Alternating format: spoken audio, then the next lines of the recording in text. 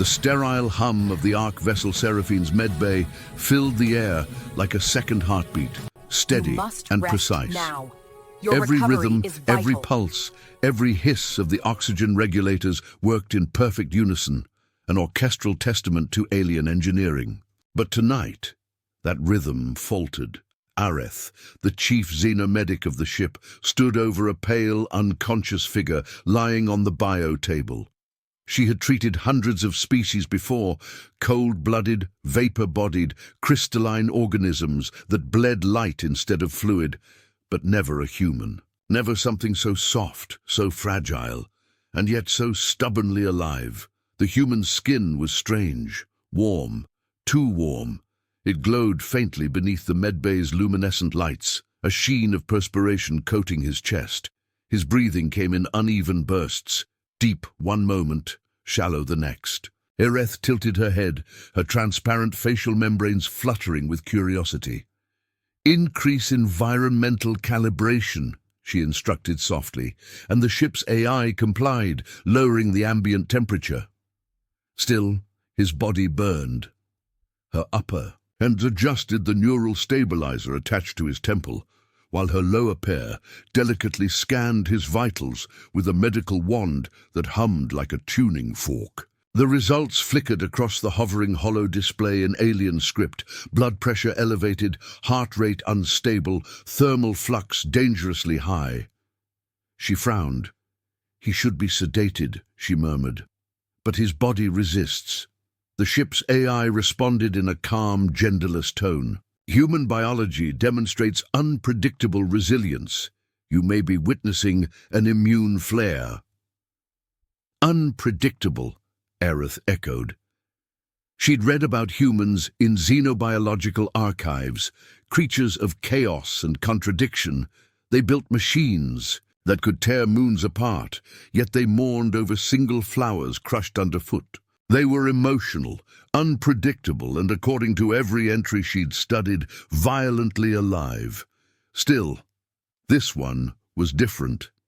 He'd been found adrift in a derelict shuttle near the edge of the Lyra belt, the craft cracked and scarred as if it had been struck by lightning, or something worse. His distress beacon had pulsed intermittently, carrying only 2 words in a dying signal: "Don't touch." Naturally, the retrieval team had touched. When they brought him aboard, the man had been on the brink of death, barely breathing, his blood shimmering faintly gold under her scanners. But what had truly unnerved her was the energy reading emanating from his body. It wasn't radiation. It wasn't heat. It was something else entirely. Something alive. Now, hours later, as the hum of the medbay filled the silence, Areth leaned over the bio table, studying him closely. His face was angular but calm, his hair dark and matted with soot, his skin marked by faint glowing lines, veins of golden light tracing across his torso like constellations. Her eyes, 4 of them, arranged vertically, narrowed. "Energy. Discharge pattern inconsistent with nerve activity," she said quietly. "Localized in the lower region of the body," the AI chirped. "Clarify lower region. Between the appendages," she said carefully. A brief pause. "Analysis inconclusive," the AI replied. She frowned. Her lower arms crossed over her abdomen, a gesture of puzzlement among her kind. "Increase magnification." The hollow display zoomed in, revealing a strange thermal anomaly centered between the human's legs. Areth tilted her head, her frilled ear fins flickering in confusion. "Is that an inflammation?" "Detecting swelling," the AI confirmed. "Foreign organ activity increasing exponentially. Recommend containment protocols." Containment for a swelling. She almost laughed if her species had ever developed the habit. Instead, she muttered, "Humans are truly strange creatures." She hesitated for a moment before reaching for her tools, a set of delicate iridescent tendrils designed to manipulate fragile organic matter. "Let us hope this isn't contagious," she murmured. and with one slow, deliberate motion, she peeled back the sterile cover that draped over his lower body. And froze. What she saw was unlike anything she'd encountered in decades of xenomedicine. At first, she thought a foreign parasite had attached itself to him. The heat emanating from the area was immense, the pulse irregular and strong. But when she leaned closer, scanning, she realized it wasn't foreign at all. It was part of him. "Oh, stars above," she whispered, stepping back in awe. "It's alive!" Her secondary eyelids fluttered rapidly. She'd studied hundreds of species across the galaxy, male reproductive structures, breeding sacs, external gestation pods. But this was different. It was reacting not as a passive organ, but as if it sensed her presence. The thermal readings surged as soon as her instruments approached it. "AI," she said sharply, "this is not normal behavior for human anatomy, is it?" Human reproductive function is known to exhibit reactive inflation under certain stimuli, the AI responded calmly. Aerith blinked. Reactive inflation? Affirmative. It is a physiological reflex triggered by complex biochemical and neurological signals, often linked to emotional or sensory input. She frowned. So it's intentional? Unclear, said the AI. Human intent remains difficult to quantify. Aerith exhaled slowly. Her species didn't breathe quite like humans. The membranes of her chest fluttered, glowing faintly as they absorbed the ship's oxygen. "He's unconscious," she said, "and yet this reflex persists." "Explain." The AI paused for a moment before replying. "Perhaps it is not a reflex. Perhaps it is communication." That thought sent a ripple of unease through her. Communication, through an organ. She glanced at the human's face. His brow furrowed slightly, his lips twitching. His body trembled once, then went still again. Could it be possible that this swelling was somehow connected to the strange energy readings from his body? The thought struck her suddenly. Wild, improbable, but not impossible. She moved closer, again, her upper hands adjusting the med scanner, her lower pair hovering cautiously over the glowing skin. The heat intensified, the golden light spreading. Her translator implant flickered once, picking up faint rhythmic vibrations, like a heartbeat, but faster. Aerith tilted her head. "The energy frequency has changed," she said. "Confirmed," the AI replied. "It now matches the residual signal recorded from his shuttle's power core." She straightened. "You mean this frequency comes from his ship?" "Negative. The ship responded to this frequency." Her mind raced. If the energy inside him was interacting with external systems, then whatever had caused the crash might not have been mechanical failure at all. The man could be carrying something inside him, a living conduit, or worse, a weapon. Aerith's lower hands trembled slightly as she activated the containment field around the table. A translucent dome of pale light shimmered into existence, sealing him from the rest of the medbay. "Lock down this section," she ordered. "No one enters without clearance." Confirmed. She turned back toward him, her heart's beating faster now. She'd dealt with infections that could melt through steel, parasites that nested in bone, even organisms that replaced their hosts' memories, but never something like this. She watched the pulse of golden light move through his veins again. The rhythm was accelerating. The swelling had reached its peak, but it wasn't chaotic. It was rhythmic, structured, deliberate.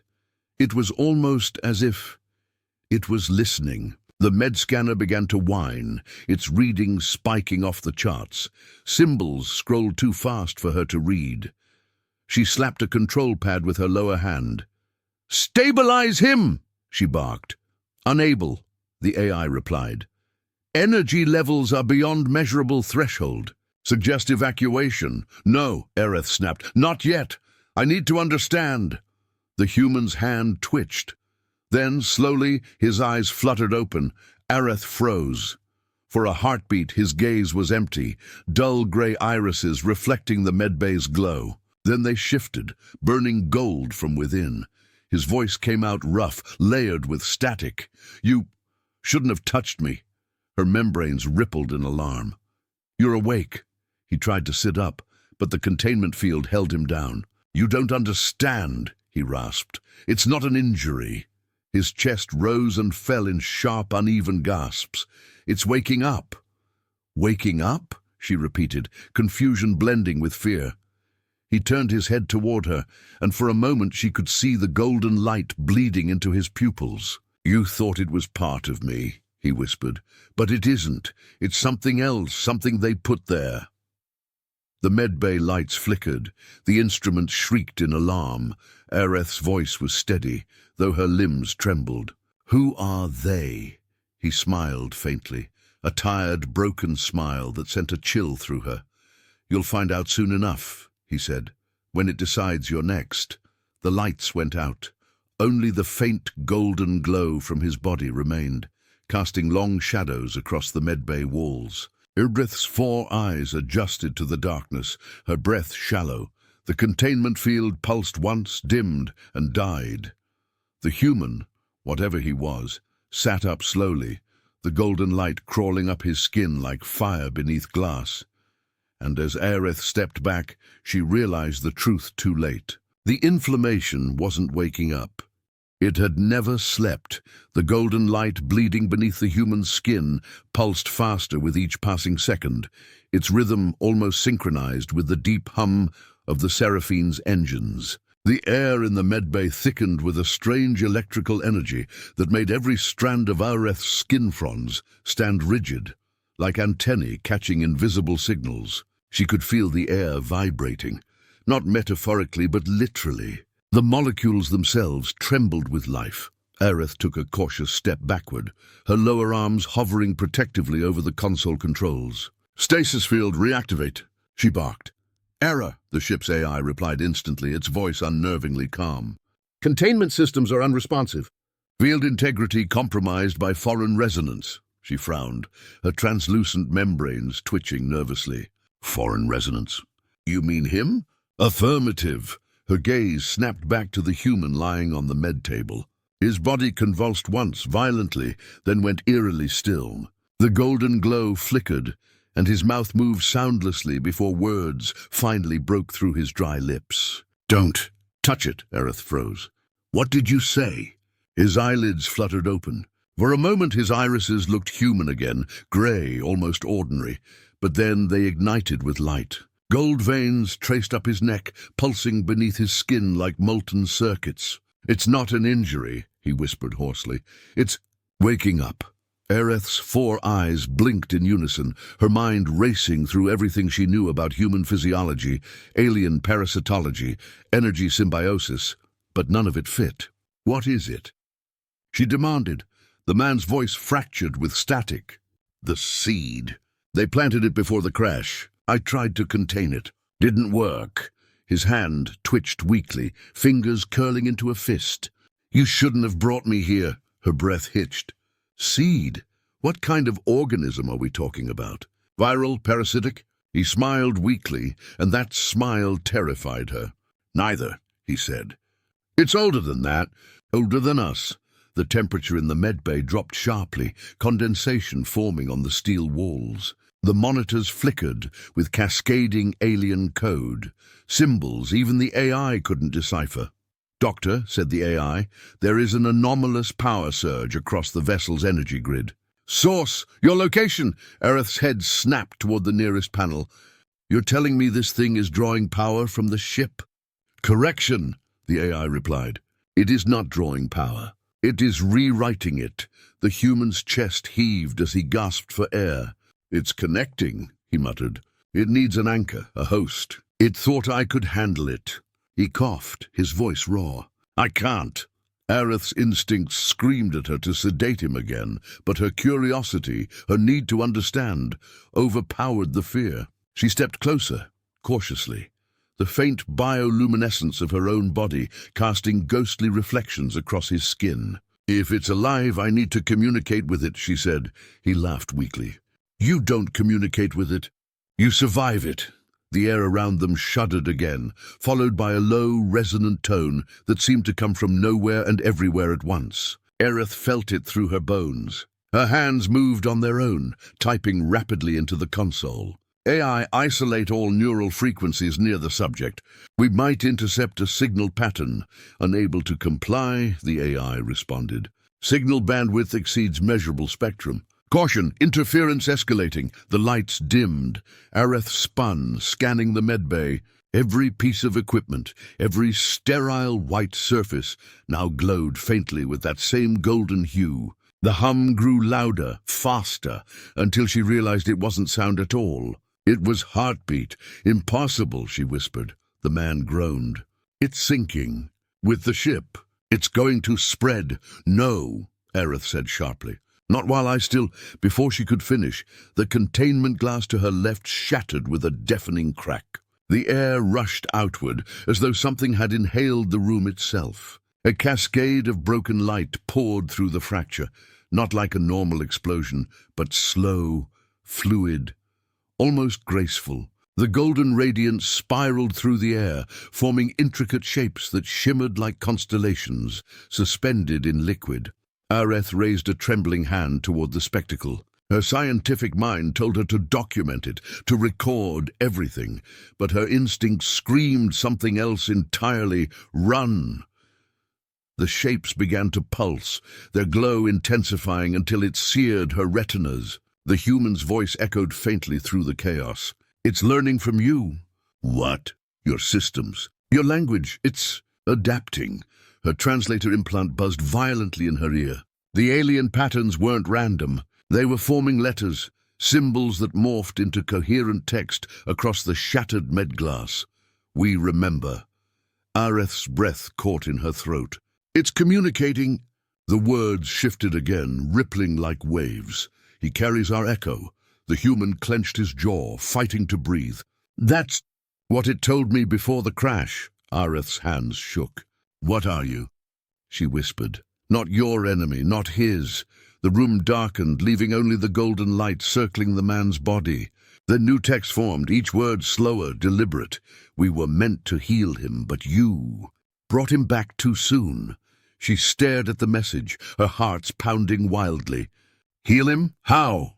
You're destroying him. The lights flared violently. The AI's voice broke through, distorted. Warning, foreign intelligence has breached mainframe. Core functions failing. Shut it down, she shouted, but the AI's voice stuttered. I cannot. The medbay screens went black. Only the golden glow remained, pulsing gently like a sleeping star. Then silence. Aerith stood frozen, her chest heaving. The man was motionless, his body limp, but still radiant beneath the skin. The alien text had vanished, replaced by a faint rhythmic pulse in the air, a whisper that wasn't sound but thought. Help me. Her eyes widened. It wasn't the human's voice. It wasn't even in the room. It was inside her mind. Aerith stumbled back, clutching the side of her head. No, she muttered, shaking her head. No, get out. But the voice was gentle. Don't be afraid. You can feel it too, can't you? The link. What link? Between you and him. You touch the vessel. The bridge is complete now. She stared at her hands. The faintest golden glow shimmered beneath her skin, tiny lines spreading like veins. Oh, stars, she whispered. It's spreading. The human stirred again, eyes half open. You feel it, don't you? He croaked. It doesn't stop with one. Once it's awake, it spreads to anyone who makes contact. Her breath caught. Then we're both infected. He gave a small, humorless laugh. Infected? No, chosen. Aerith stepped closer despite herself. Chosen for what? He looked at her, really looked at her, and for the briefest moment she saw something behind his eyes. Something vast, ancient, and immeasurably sad. For what's coming, he said quietly. The medbay trembled again, but this time it wasn't from the ship. A low vibration resonated through the hull, followed by a siren blaring in the corridor. The AI's voice returned, fragmented. External anomaly detected. Multiple unknown vessels approaching. Identification. Non-human origin. Aerith turned sharply toward the viewport. Beyond the ship's glass, the stars shimmered unnaturally. One by one, dark shapes emerged from the void. Massive, organic-looking crafts, like colossal manta rays forged from obsidian. "Oh no," she breathed. The man groaned, pressing a hand to his temple. "They found me?" "Who?" "The ones who made it. The ones who want it back." Her stomach dropped. "They're after you?" He shook his head. "Not me. What's inside me?" The golden light under his skin flared once more, brighter than before, casting long shadows across the medbay. The power in the ship flickered, alarms screaming in protest. "Doctor," the AI stammered, "foreign boarding signatures detected. 30, no, 50 life forms. They're breaching hull integrity." Aerith's mind raced. The Seraphine was an exploration vessel, not a warship. They had no weaponry, no defenses strong enough to repel a fleet. Her only chance was to isolate the threat, to contain whatever this man was, before they tore the ship apart, looking for him. "AI," she said, voice hard. "Lock down all bulkheads. Route emergency power to Medbay 7. I want this section sealed." "Affirmative," said the AI, though its voice wavered. She turned to the human. "If they want what's inside you, we have to separate it." He smiled faintly, shaking his head. "You can't." "Why not?" "Because it's not inside me anymore," he said. His gaze flicked to her glowing hands. "It's inside us." The realization hit her like a physical blow. Her stomach twisted, her breath catching in her throat. No, that's not possible." "You touched me," he said softly. "It found you through me. It's using both of us to anchor itself." "Anchor for what?" He looked toward the viewport, where the alien ships drew closer, their hulls burning with the same golden light. For them. A blinding flash illuminated the medbay as one of the ships fired a beam of energy toward the Seraphine. The entire vessel shook violently. Sparks erupted from the ceiling. The AI screamed warnings through a chorus of static. Aerith stumbled, catching herself against the biotable. "They'll destroy us!" The man reached out, gripping her wrist with surprising strength. "No," he said. "They'll open the gate." "What gate?" "The one between our worlds." The glow from their skin began to merge, tendrils of golden light snaking between their hands. The air around them pulsed with energy so intense it made her vision blur. "Make it stop!" she cried. "I can't," he whispered. "You woke it fully when you touched me." The medbay's walls rippled like water.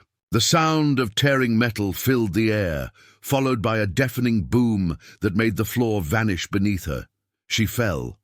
Everything went white.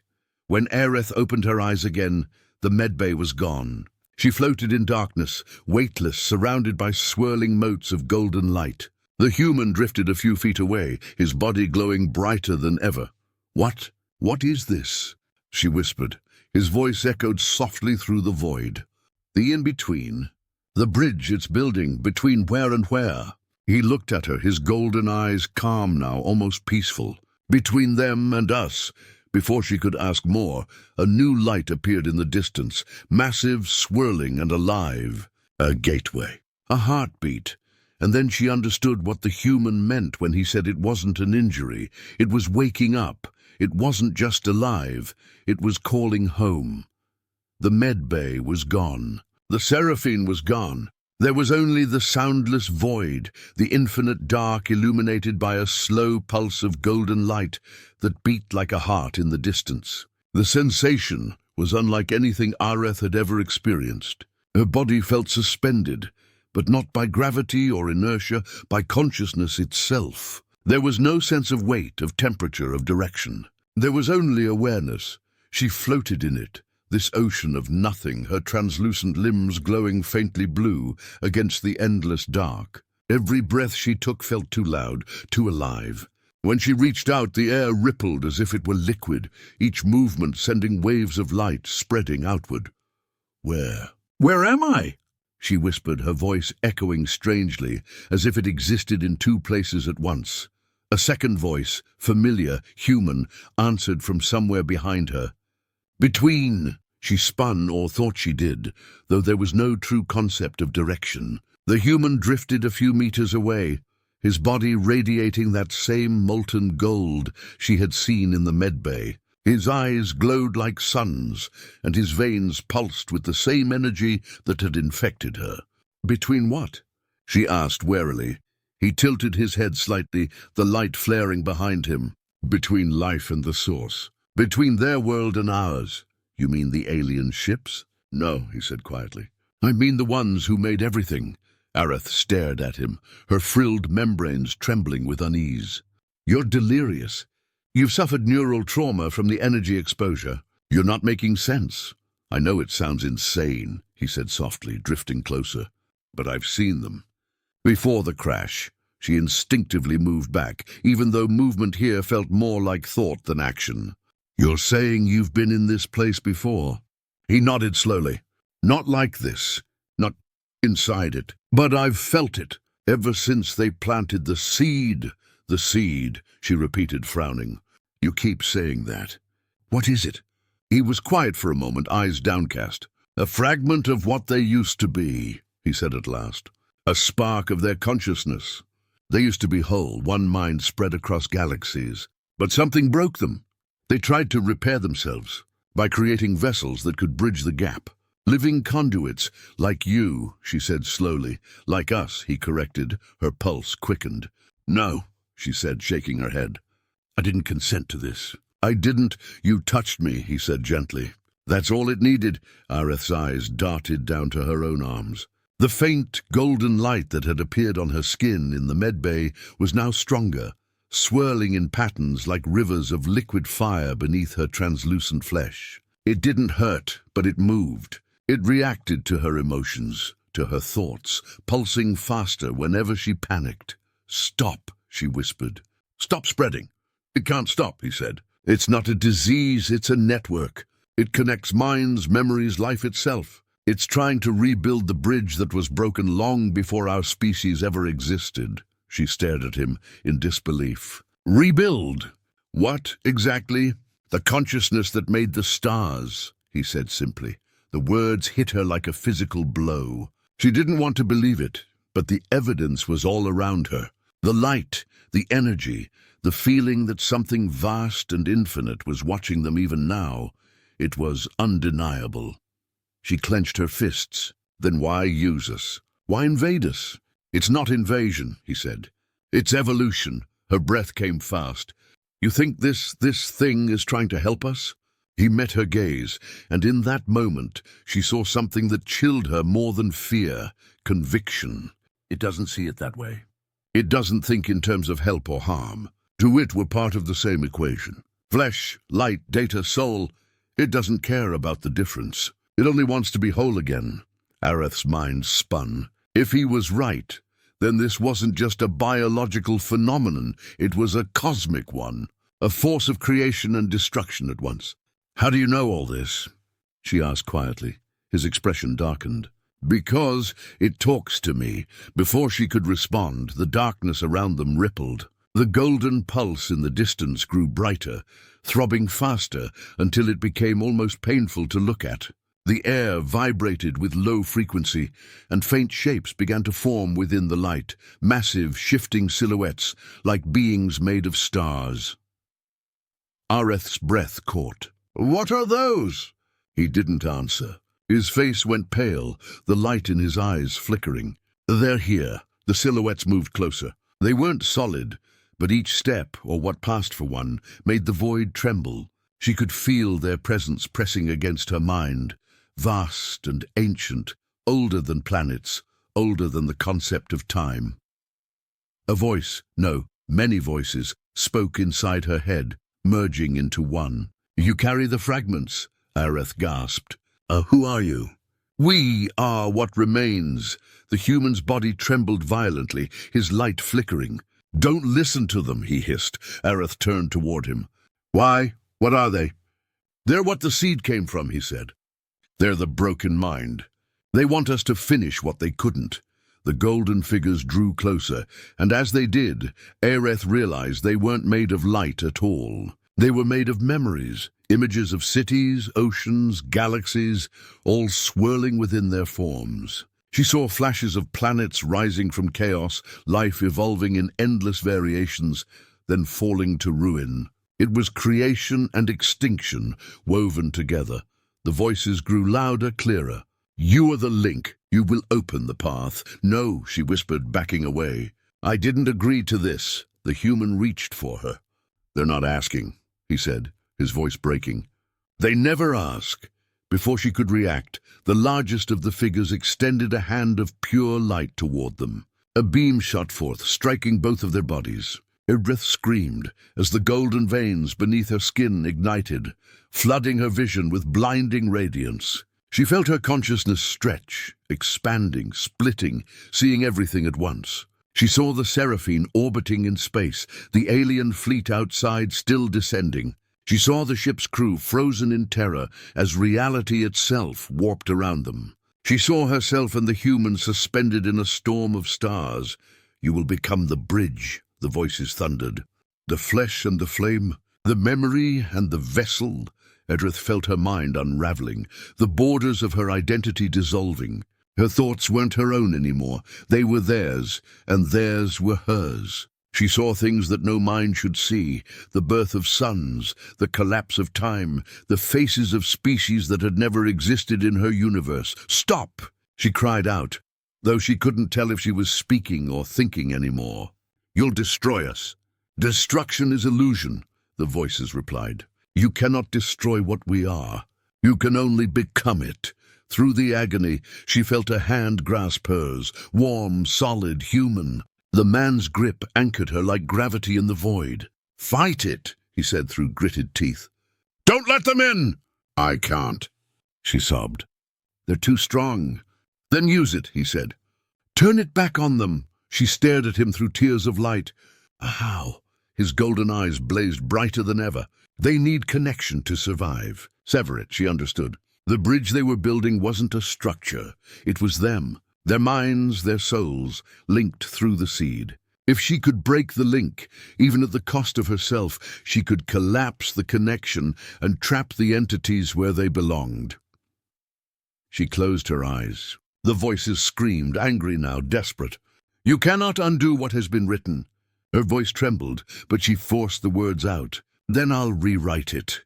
She focused on the link, on the flow of golden light between her and the human, between them and the ancient beings. She felt it, an unbroken current of power and thought. With all her strength she pulled. The light stretched, resisted, screamed. Then it snapped. A soundless explosion tore through the void. Idrith's body was flung backward, and everything went black. When she opened her eyes again, she was lying on the floor of the medbay. The lights flickered overhead. The hum of the Seraphine's engines returned, faint but steady. The air smelled of ozone and smoke. She sat up slowly, her body trembling. The golden glow beneath her skin had vanished. "AI?" she croaked. "Report." The ship's voice responded, weak but functional. "Primary systems stabilizing. External anomalies. Gone." Her gaze darted to the biotable. The human lay there, unconscious but alive. The golden light still flickered faintly beneath his skin, softer now, calmer, like embers after a storm. She stumbled toward him, pressing a trembling hand to his chest. "We did it," she whispered. "We stopped them." His eyes fluttered open, just barely. "For now," he murmured. "But they're not gone. They never really die, they just—" "Wait," she frowned. "Wait for what?" "For the next one who listens," he said weakly. The medbay lights dimmed, and for a moment she thought she heard a faint echo, like a whisper buried deep inside her thoughts. "We remember." Her blood ran cold. She looked down at her palm. A single, faint golden vein pulsed once beneath her skin, then went still. The human smiled faintly, eyes already closing again. "It's never really over," he whispered. And as the engines of the Seraphine hummed back to life and the alien fleet drifted silently away into the void, Aerith felt it, deep in her chest, beneath the surface of her mind, the faintest echo of a heartbeat that wasn't her own. The hum of the Seraphine's engines had become a whisper again, a fragile, living thing that trembled beneath the deck plates, as if the ship itself had survived something it didn't yet understand. The medbay was in ruins. Panels hung from the ceiling, flickering erratically.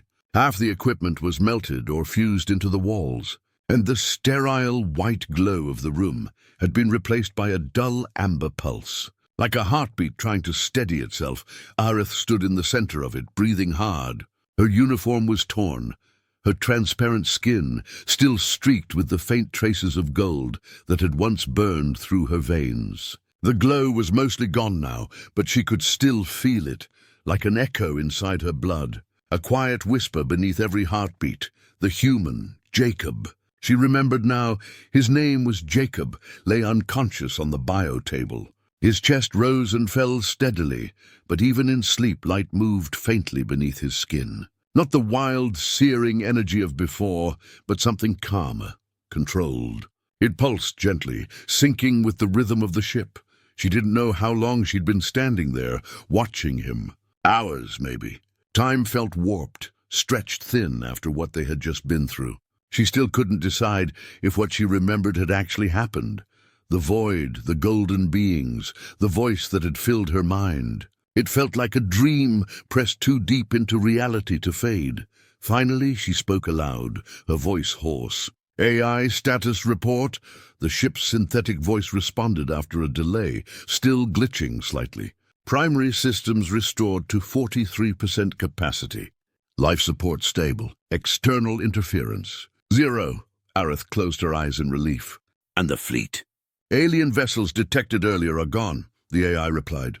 "No trace signatures. No debris," she frowned. "They just left?" "Affirmative. Their departure coincided with the energy surge registered within this chamber." She looked back at Jacob. "So it worked," she murmured. The connection broke. The AI hesitated before answering. "Energy readings from the human subject remain anomalous. I cannot confirm complete severance." Aerith's hands clenched at her sides. "He's stable. That's all that matters." She turned toward the shattered viewport at the far end of the medbay. Beyond it stretched the stars, calm now, unbroken, twinkling like nothing extraordinary had ever happened. The void looked normal again, but she no longer trusted it. The stars seemed too still, too deliberate, as if something vast and unseen still watched from behind them. Her reflection in the glass caught her attention. The faintest golden glow still traced the lines of her neck and arms. It was subtle, invisible to the naked eye unless the light hit just right, but it was there. She touched her collarbone, feeling the warmth under her fingertips. It pulsed once, almost like a heartbeat that didn't belong to her. The AI spoke again. "Dr. Aerith, are you experiencing physical distress?" "No," she said too quickly. "Just fatigue. Your vitals indicate elevated adrenaline levels and irregular bioelectric patterns. Would you like me to—" "Shut down the scan," she interrupted. "I'm fine." Silence. Then, "Acknowledged." She exhaled slowly, lowering her head. "Fine," she told herself. "I'm fine." But she wasn't. She could still feel that faint pull, the same one she'd felt in the void. The same connection that had tied her mind to Jacob's and through him, to the impossible consciousness they had both seen. Something deep inside her whispered that the connection wasn't broken, only dormant. A groan from the biotable snapped her out of thought. Jacob stirred, his fingers twitching. Aerith rushed to his side, scanning his vitals manually since half the monitors were dead. His pulse was strong, temperature normal, brainwave activity elevated. He opened his eyes slowly, the faint gold still glimmering in his irises. "Hey," he said weakly, his voice cracking. "Hey, yourself," she replied, crossing her arms in mock sternness. "You've been unconscious for 3 cycles. I thought you might finally be getting some rest." He gave a small, tired smile. "Rest? That's funny. You're lucky to be alive," she said softly. "I know." His gaze drifted to the ruined ceiling. "And the ship?" "Alive, too," she said, "barely. You've made quite an impression on my medbay." He laughed weakly. "Yeah, I tend to do that." But the smile faded quickly. His eyes darkened, the humor replaced by something else. "They're gone, aren't they?" "The ones that followed me." "Yes," she said. But even as she said it, she hesitated. "The fleet vanished after the surge." "No trace of them." "Not vanished," he said quietly. "Withdrawn." Her stomach tightened. "What do you mean?" He turned his head toward her, the glow in his eyes dimming. They never leave without purpose. If they're gone, it's because they got what they wanted, she frowned. They wanted you, and you're still here, he shook his head. They didn't want me. They wanted it, the seed. And maybe now, he paused, staring at her, his gaze searching. Maybe now it's in both of us. Areth's throat went dry. You think it's still active? I don't think, he said. I feel it. She stepped back unconsciously, her heartbeat quickening. You're wrong, she said. I felt it too, but it's fading. It's over. He sat up, slower this time, ignoring the way his body trembled. No, it's not over. You can't unmake something like that. You can only hide it. Her voice dropped to a whisper. Then what happens next? Jacob looked toward the window, eyes unfocused. We wait, he said. And we listen. Areth didn't like the way he said listen. She remembered the whispers, the way the voices had crawled into her mind, using her thoughts like doorways. You're suggesting we just sit here? She said sharply. After everything that thing did to us? He looked back at her, his expression unreadable. You can't fight what's in you, Doctor. You can only learn what it wants. She turned away, anger and fear twisting inside her chest. I don't care what it wants. I care about keeping this ship alive and making sure no one else gets infected. It's not an infection, he said quietly. It's a message. That stopped her cold. What message? He hesitated, then said, It's trying to wake the others. She stared at him, her frilled membranes tightening. The others? The other fragments, he said. The ones scattered across the galaxy. The ones like us, her mind reeled. If what he said was true, if others had been seeded across the stars, then what they'd seen wasn't a single event. It was the beginning of something far larger. You're saying there are more of whatever we are now? He nodded slowly. And when enough of us awaken, it'll rebuild the bridge. To what? She demanded. He smiled faintly. To them. The word hung in the air like a curse. Areth felt the floor tilt slightly beneath her. The hum of the ship's engines sounded louder now, sharper, like static whispering in her ears. The gold beneath her skin pulsed once, almost in response. She clutched her arm, trying to steady herself. No, she said firmly. I won't let that happen again. Jacob's voice softened. You can't stop it. Neither of us can. It's part of us now. The best we can do is understand it before it understands us. She turned back to him slowly. And what if we fail? Then the galaxy gets to meet its gods again. The medbay lights flickered. For a second, Areth could have sworn the glow from the biotable brightened on its own, casting long shadows that danced across the walls. The hum of the Seraphine deepened, the ship almost breathing. Jacob slid off the table, his movements shaky but deliberate. If this thing is still inside us, then it means we're connected to it, and maybe to the others. If there's even a chance to control it, we need to find out how. She hesitated. You want to keep experimenting with it? He looked at her seriously. I want to keep it from consuming us.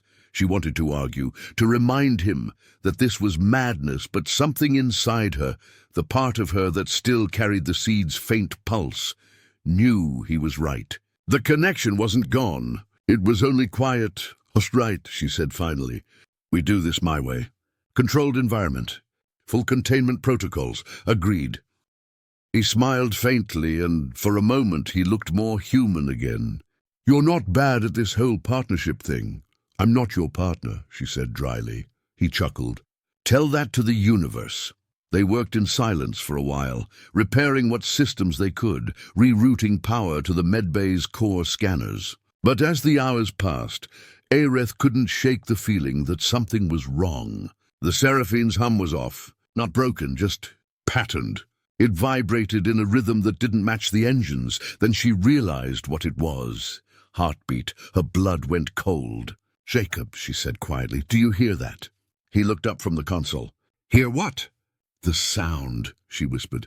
It's coming from the ship. They both froze, listening. The steady hum of the Seraphine's systems had changed. It pulsed slow and deep, like the rhythmic thud of a living heart. Jacob's eyes widened. It's sinking again.